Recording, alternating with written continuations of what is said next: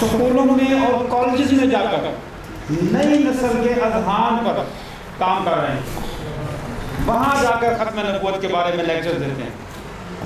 ہمارے نہایت کرم فرما ہے، یہ ہمارا ختم نبوت کورس کا سلسلے کا تیسرا پروگرام ہے، اور سابقہ دونوں پروگراموں میں بھی انہوں نے مہربانی فرمائی تشریف لائے۔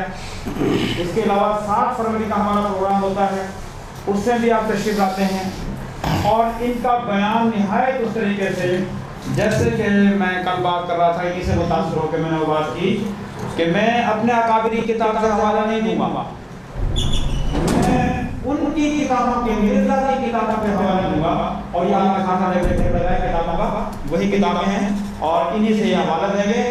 اور بات وہ جادو وہ جو سر چڑھ کر بولے، جب ملزم خود عدالت میں کھڑا ہو کے اعتراف جرم کر رہے تو پھر نہ کسی ثبوت کی ضرورت رہتی ہے، نہ کسی بحث کی ضرورت رہتی ہے۔ یہ کتابیں ان مجرموں کے خلاف خود ثبوت ہیں۔ آپ سنیے جناب عرفان محمود بربر صاحب۔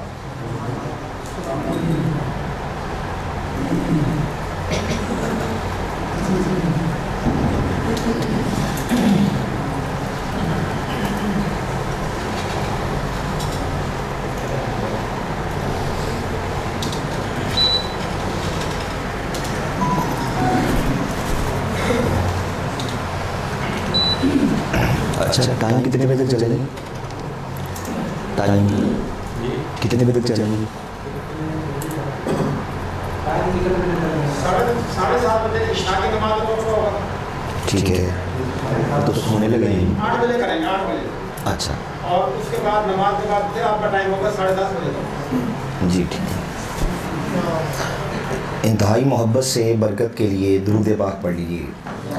الصلاۃ والسلام علیک یا سیدی یا رسول اللہ وعلی آلک و صحابک یا سیدی یا حبیب اللہ۔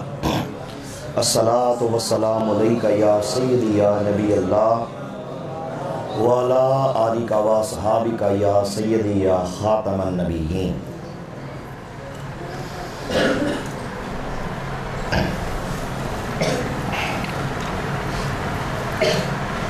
نحمدہ ونصلی علی رسولہ الکریم، اما بعد فاعوذ باللہ من الشیطان الرجیم، بسم اللہ الرحمن الرحیم۔ ما کان محمد نبا احد من رجالکم ولکن رسول اللہ و خاتم النبیین۔ قال النبی صلی اللہ علیہ وآلہ وسلم انا خاتم النبیین لا نبی بعدی۔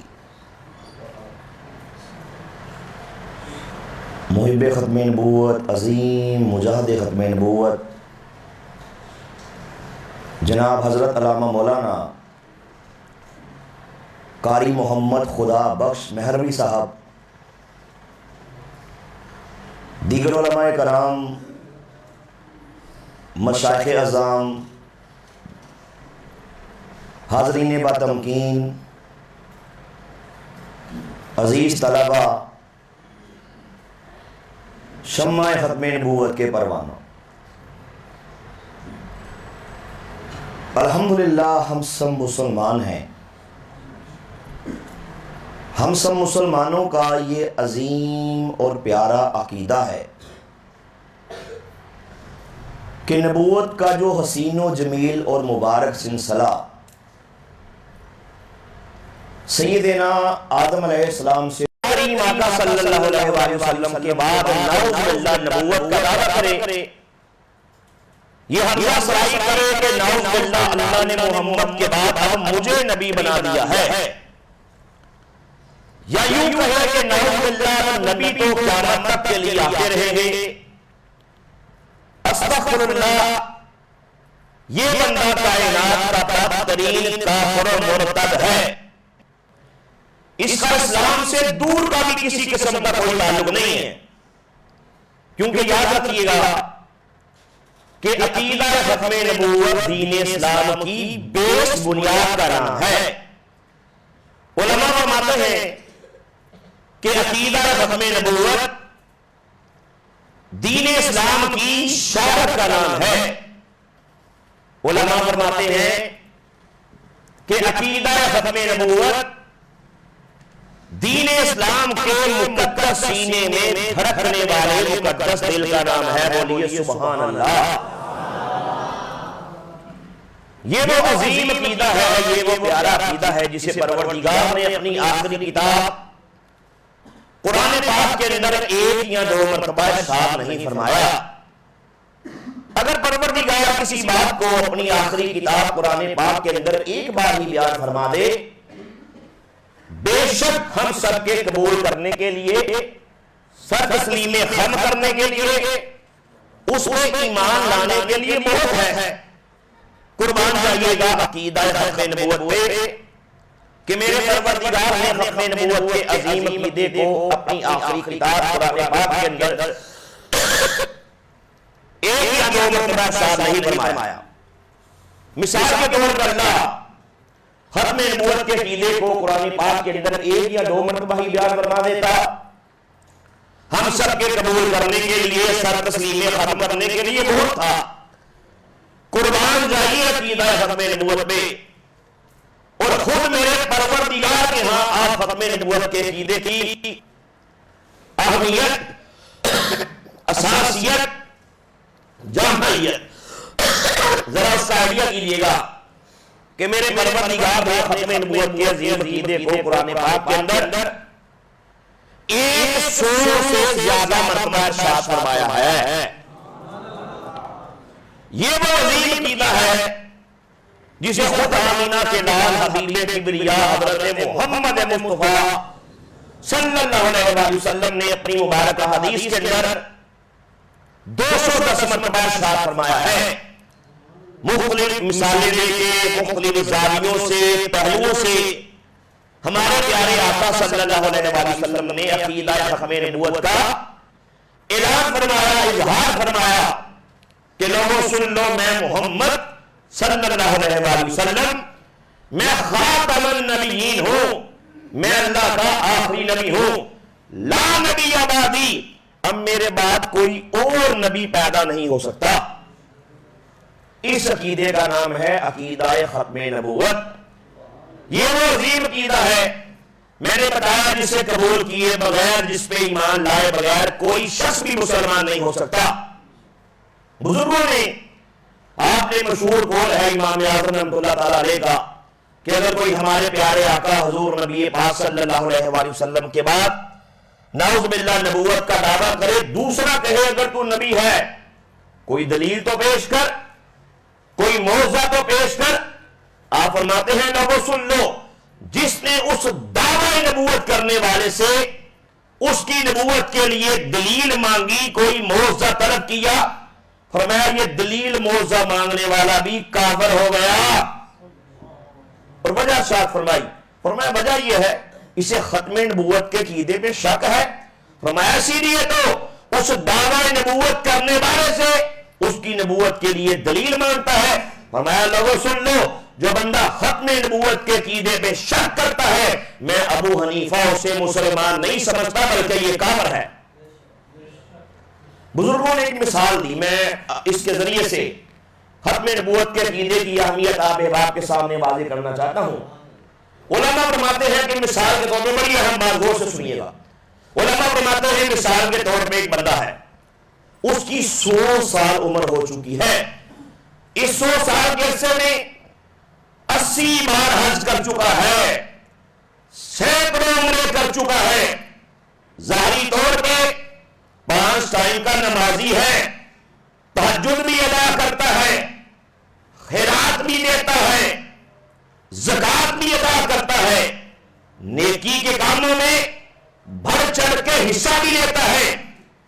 حضور صدر کائنات صلی اللہ علیہ وسلم کے بعد کسی بھی دعوی نبوت کرنے والے کو اللہ کا نبی بھی نہیں مانتا۔ وہ لفظوں پہ غور کریں، ہمارے پیارے آقا صلی اللہ علیہ وسلم کے بعد کسی بھی کذاب کو، کسی بھی دجال کو، کسی بھی کمینے کو، کسی بھی لعنتی کو نبی بھی نہیں مانتا، یعنی کہ مرزائی بھی نہیں ہے، قادیانی لعنتی بھی نہیں ہے، فقط اس بات کو جانتا نہیں ہے فقط اسے پتہ نہیں ہے، نالج نہیں ہے، انفارمیشن نہیں ہے کہ ہمارے پیارے آقا صلی اللہ علیہ وآلہ وسلم آپ خاتم النبیین ہیں، آپ اللہ کے آخری نبی ہیں، اسے اس بات کا نہیں پتا، وہ یہ بات نہیں جانتا۔ علماء کہتے ہیں اب تک کافر کا کافر ہے۔ 100 سال عمر ہو گئی ہے، 80 حج کر چکا، سینکڑوں عمر کر چکا، زکات بھی دیتا ہے، رمضان کے روزے بھی رکھتا ہے، سارے دین کے کام کرتا ہے، فقط جانتا نہیں ہے، پتہ نہیں ہے کہ ہمارے پیارے آقا صلی اللہ علیہ وآلہ وسلم آپ اللہ کے آخری نبی ہیں۔ یہ بندہ اب تک کافر کا کافر ہے۔ پتہ لگ گیا کہ ختم نبوت کے عقیدے کی اسلام کے اندر کس قدر اہمیت ہے۔ میں ایک مثال کے نظریے سے اپنی بات کی مزید وضاحت کرنا چاہتا ہوں۔ مثال کے طور پہ اگر کوئی بندہ ہے، اذان سننے بھی ہو رہی ہے، اذان باہر ایک اذان سن لیتے ہیں۔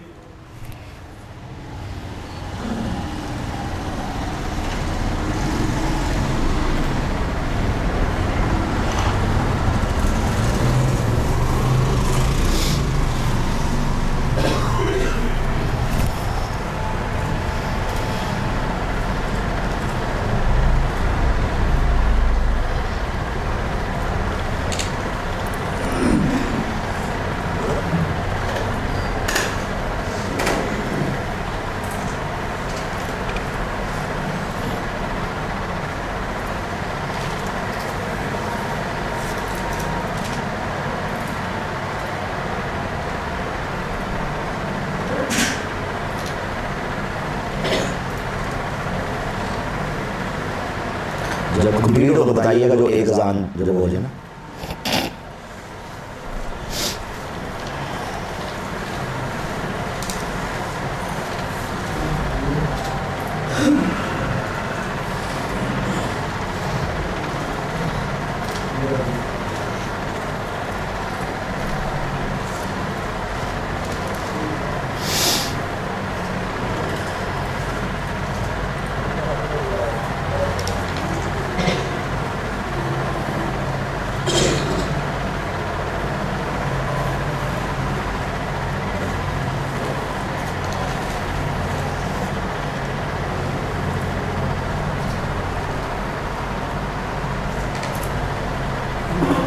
ختم ہو گئی اذان؟ جی۔ اور یہ کر رہا تھا، ایک مثال کے ذریعے سے اپنی بات کی وضاحت کرنا چاہتا ہوں۔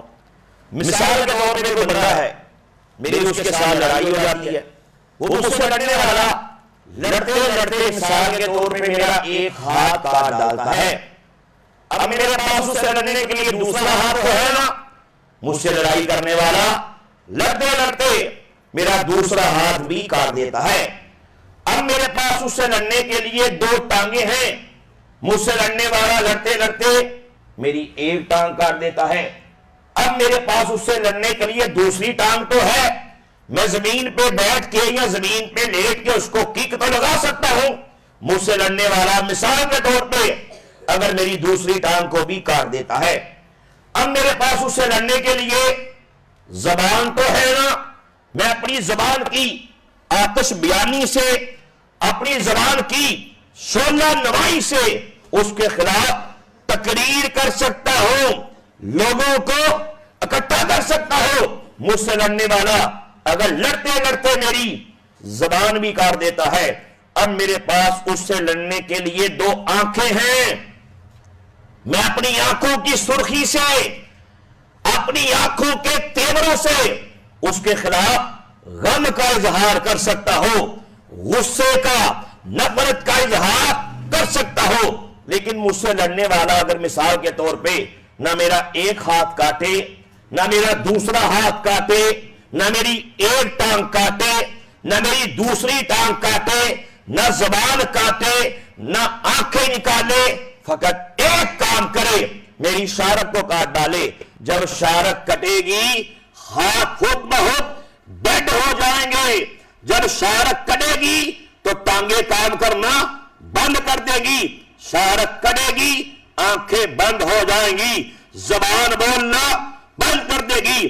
علماء کہتے ہیں لوگوں یاد رکھنا، اسی طرح اسلام کے اندر ختم نبوت کی حیثیت فرمایا شارت کی سی ہے کہ جب تک یہ شارت انشاءاللہ قائم رہے گی، علماء فرماتے ہیں اسلام بھی قائم رہے گا۔ اور ختم نبوت میں حملے کا مطلب یہ ہے کہ ختم نبوت کے جو اسلام کا جسم ہے اس کی شارت پہ حملہ کیا گیا ہے۔ اس لیے علماء فرماتے ہیں ختم نبوت کے حملے پہ سے اس کا مطلب یہ ہے کہ توحید باری تعالیٰ پہ حملہ کیا گیا۔ ختم نبوت پہ اٹیک کا مطلب یہ ہے کہ 1,24,000 کم و بیش انبیاء علیہ السلام ان کی عزتوں پہ حملہ کیا گیا، ان کی نبوتوں پہ حملہ کیا گیا۔ ختم نبوت پہ حملے سے مراد یہ ہے کہ ہم سب کے پیارے آقا حبیب کبریا حضرت محمد مصطفیٰ صلی اللہ علیہ وسلم کی عزت پہ حملہ کیا گیا، آپ کی ناموس پہ حملہ کیا گیا، آپ کی نبوت پہ حملہ کیا گیا۔ علماء فرماتے ہیں کہ ختم نبوت پہ حملے سے مطلب یہ ہے کہ نعوذ باللہ اللہ کی کتاب پہ حملہ کیا گیا۔ ختم نبوت کے حملے سے مطلب یہ ہے کہ ہمارے کریم آقا صلی اللہ علیہ وسلم کی احادیث مبارکہ پہ حملہ کیا گیا۔ غرض کے ختم نبوت کے حملے سے مراد یہ ہے کہ ختم نبوت پہ حملہ در حقیقت سارے کے سارے دین اسلام پہ حملہ ہے۔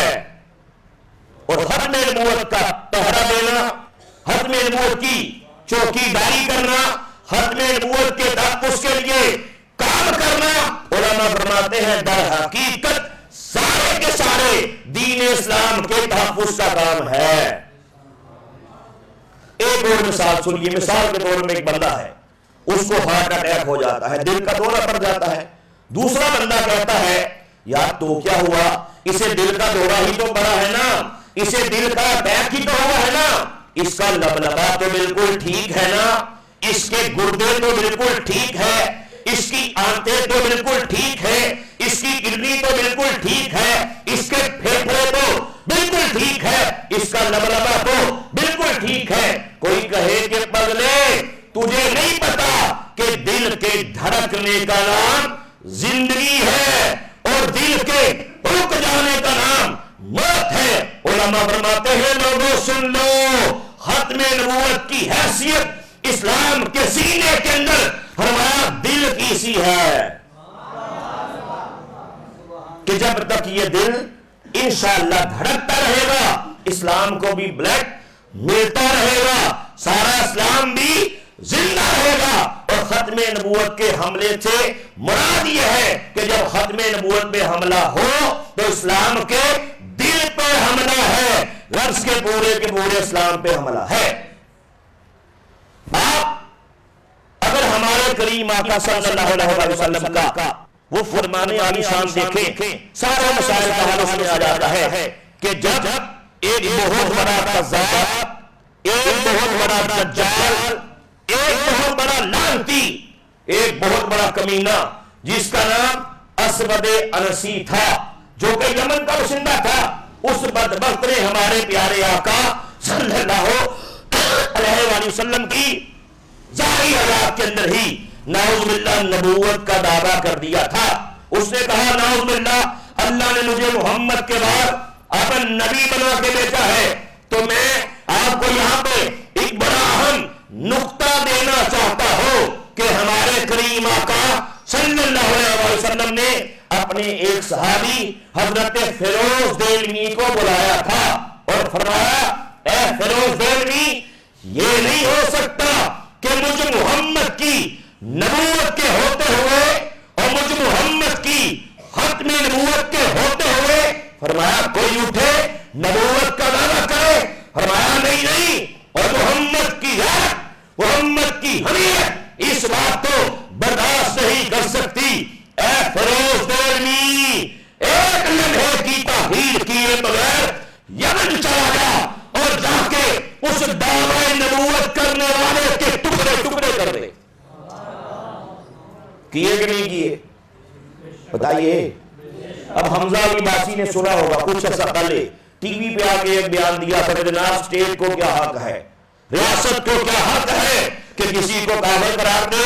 یہ بکواس اس نے ٹی وی پہ آ کے کی تھی، واضح طور پہ کہا تھا کہ یہ تو اسٹیٹ کا کام ہی نہیں ہے. پھر اگلی بات کی تھی کہ قادیانیوں کو جو کافر قرار دیا گیا یہ بھی اسٹیٹ کا کام نہیں تھا. اب اس قسم کی بکواسات کر کے ہماری ینگ جنریشن کا ذہن خراب کرنے کی کوشش کی جا رہی ہے. میں بتانا چاہتا ہوں، میں سمجھانا چاہتا ہوں کہ ہمارے کریم آقا نے نبوت کا دعویٰ کرنے والے اس لعنتی کے بارے میں جو آرڈر جاری کیے، پتہ لگ گیا اسلامک اسٹیٹ کے چیف جسٹس کا فیصلہ تو آ گیا، پتہ لگ گیا اسلامک اسٹیٹ کے سربراہ کا، ہم سب کے پیارے آقا صلی اللہ علیہ وسلم کا یہ فیصلہ آ چکا. قیامت تک آنے والے آخری انسان تک کے لیے آ چکا ہے کہ جب بھی کوئی لعنتی ہمارے آقا کی عزت پہ حملہ کرے، ختم نبوت کے تاج و تخت میں حملہ کرے، تو سب سے پہلے یہ اسٹیٹ کا کام ہے اپنی ذمہ داری پہ اس کے ٹکڑے ٹکڑے کر کے کتے کی موت مار کے جہنم واصل کیا جائے گا. سب سے پہلے گستاخ رسول کی ایک ہی سزا، گستاخ رسول کی ایک ہی سزا. تو سب سے پہلے تو میرے بھائی یہ کام ہی اسٹیٹ کا ہے. اسٹیٹ نہیں کرتی تو پھر ایسے کمینوں کو پھر انشاءاللہ کوئی نہیں چھوڑے گا. پھر مسلسل پہ فرض ہو جاتا ہے ایسے کمینوں کو کیفر کردار تک پہنچایا جائے.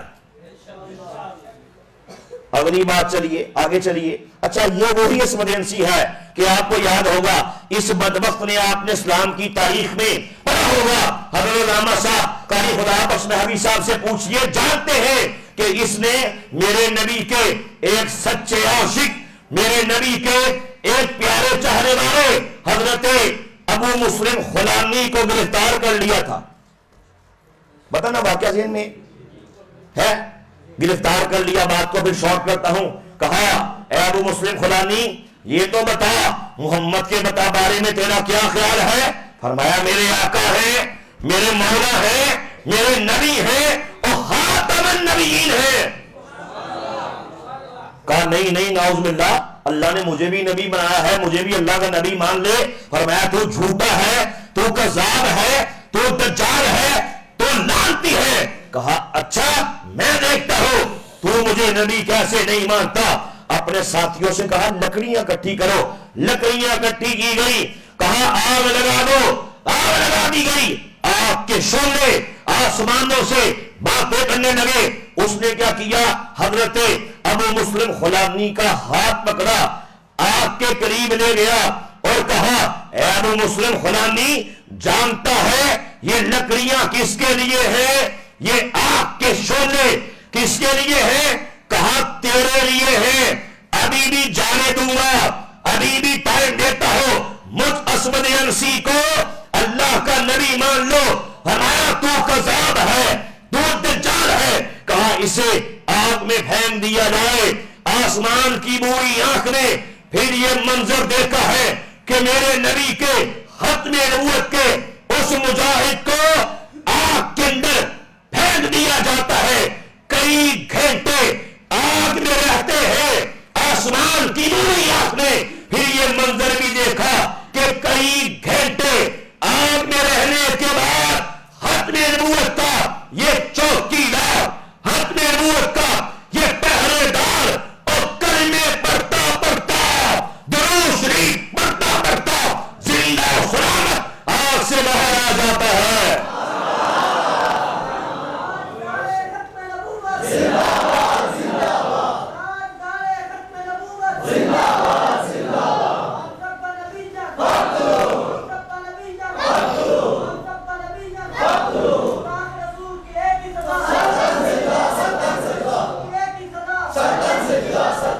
آگ نے ختم نبوت کے مجاہد کے مقدس وجود کو جلانے سے انکار کر دیا.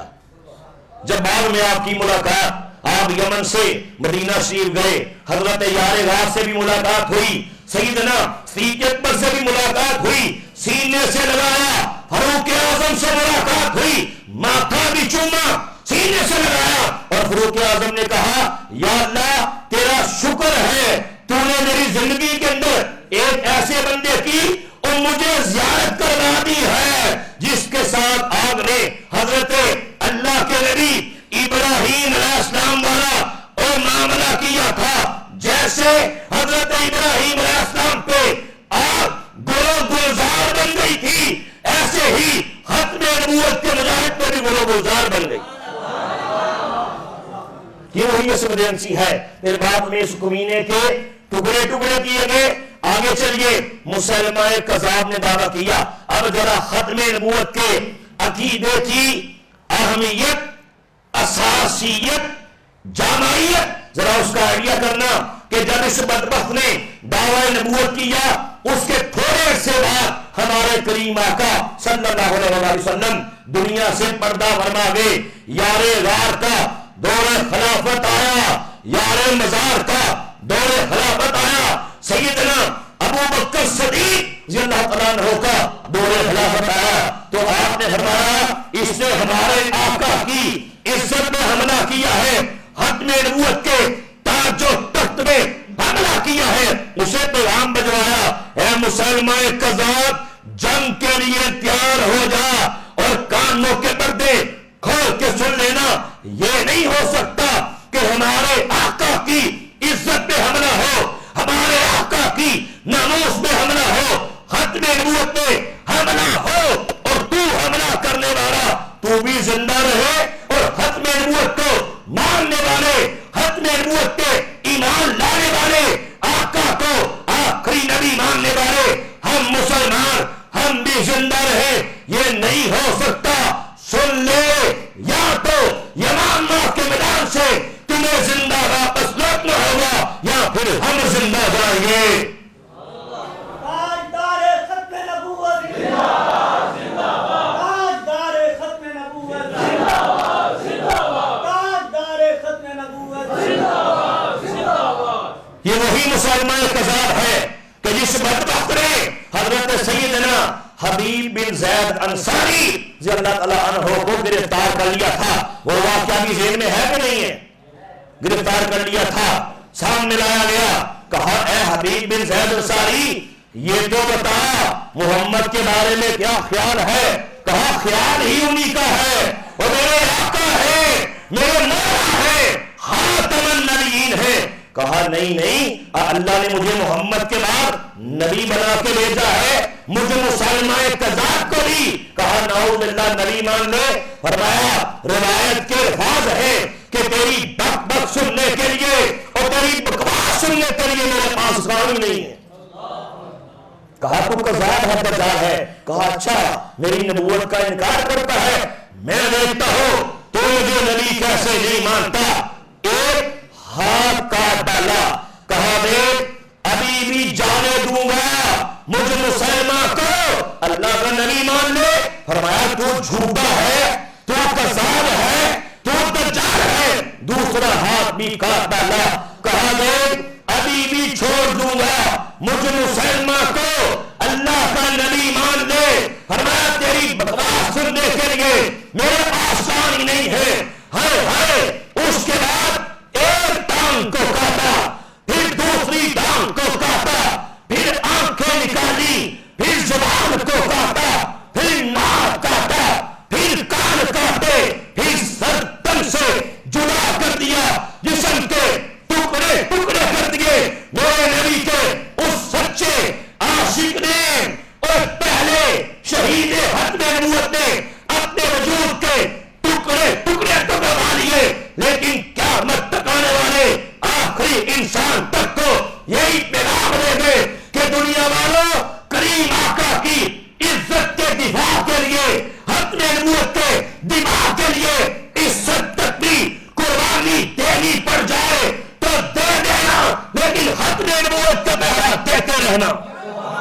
ताजदारे खत्म नबूवत जिंदाबाद जिंदाबाद, ताजदारे खत्म नबूवत जिंदाबाद जिंदाबाद, मुनसब नबीयत मुनसब नबीयत पेशवा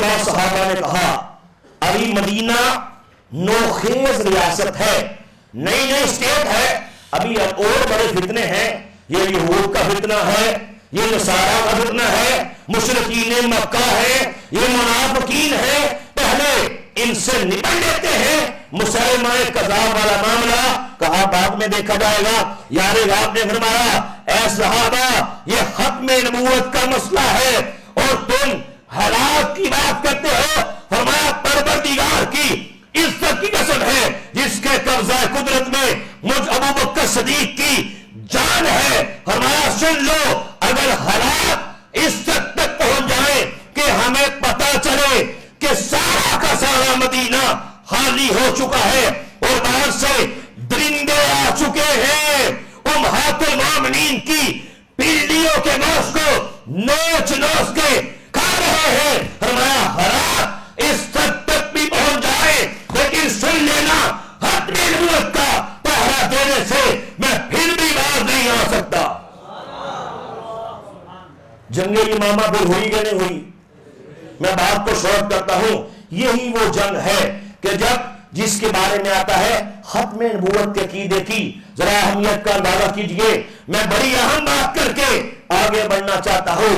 حضرت حافظ عماد الدین ابن کثیر اپنی مشہور کتاب تاریخ ابن کثیر میں ایک واقعہ لکھتے ہیں، آپ فرماتے ہیں کہ یمامہ کے قریب ہی ایک بستی تھی، نئے نئے مسلمان ہوئے تھے، جب صحابہ کرام جنگ یمامہ کے لیے تیاریاں کر رہے تھے، ختم نبوت کے پہرے کے لیے جہاد کرنے کی تیاریاں کر رہے تھے، جب تلواروں کو تیز کیا جا رہا تھا، جب نیزوں کو آگ دی جا رہی تھی، زہر دیا جا رہا تھا، جب گھوڑوں کو تیار کیا جا رہا تھا، جب تیر کمان آراستہ کیے جا رہے تھے، جب جہادی ترانے پڑے جا رہے تھے، تو پتہ یہ چلتا ہے کہ یمامہ کے قریب ہی ایک بستی ہے، تقریباً 1000 ان کی کوانٹٹی ہے، نئے نئے مسلمان ہوئے ہیں۔ تو یار اللہ نے فرمایا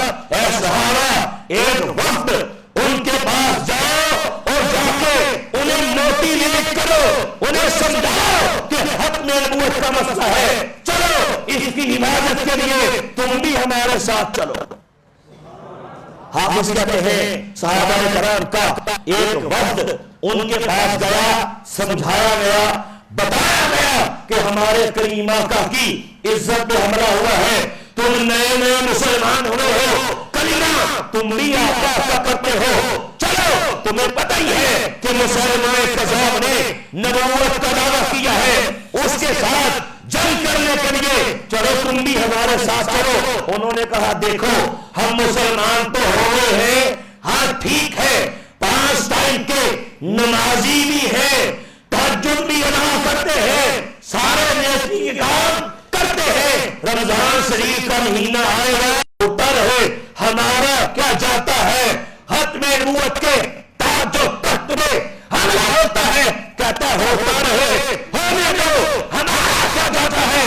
انہوں نے بھی یہی بکواس کی تھی کہ ختم نبوت میں حملہ ہوتا ہے، ہوتا رہے، ہم یہ ناکام نہیں کر سکتے، نمازی ہے، دین کو مانتے ہیں۔ صحابہ کرام واپس آ گئے، ایک بندہ بھی ساتھ تیار نہیں ہوا، پروردگار نے مسلمانوں کو فتح یافتہ کر دیا، مسلمان قذاب کے بھی ٹکڑے ٹکڑے کر دیے اور اس کے ماننے والے 27,000 اس کے سپاہیوں کو بھی ٹکڑے ٹکڑے کر کے کتے کی موت مار کے جہنم واسطے کر دیے جائے۔ تو حافظ کہتے ہیں جب پروردگار نے اور مسلمانوں کو فتح یاب کر دیا تو پوچھا گیا اے ابو بکر صدیق یہ تو بتائیے جنہوں نے یہ کہا تھا کہ ختم نبوت کا پہرا ہم نہیں دے سکتے ان کے ساتھ کیا سلوک کرے؟ تو حافظ عماد الدین ابن کثیر کہتے ہیں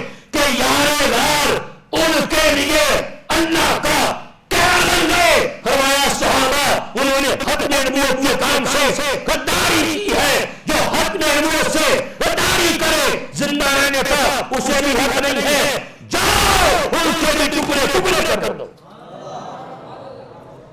گیا. ایک کو بھی زندہ 1000 کا تقریباً لوگ تھے قبیلہ تھا. ایک 1000 کو ٹکڑے ٹکڑے کر کے کتے کی مار ڈالا گیا.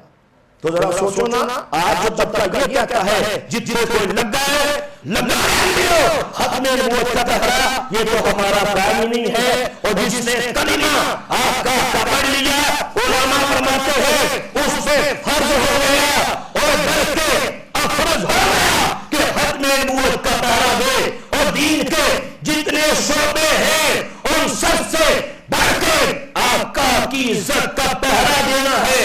اور یاد رکھو, نماز بعد میں ہے, عزت رسول پہلے ہے, روزہ بعد میں ہے, عزت رسول پہلے ہے, اور دین کے سارے کام بعد میں ہے. حضور سرور کائنات کی عزت پہلے ہے, ختم نبوت پہلے ہے. اس لیے الحمدللہ ختم نبوت کا پہرا دینا ہر مسلمان پہ فرض ہے. آپ انشاءاللہ اس کام کو سیکھ کے مرتے دم تک ختم نبوت کا پہرا دیں گے.